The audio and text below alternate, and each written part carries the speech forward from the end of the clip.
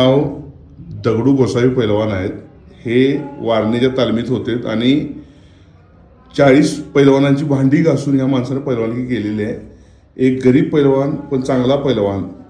2 वर्ष वारणेत राहिला, 2 वर्ष मोतीबाग तालमीत सराव केलेला आहे आणि ही त्यांची तालीम आहे.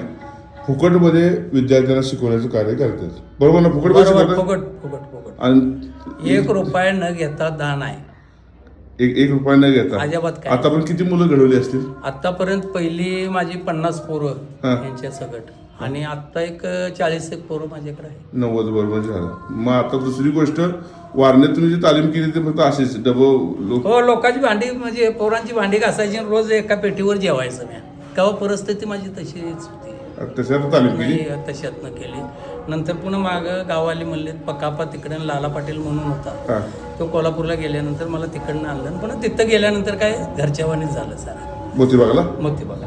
आंधळकरांचं सांगितलं आपलं हो हो आंधळकर असतात. हो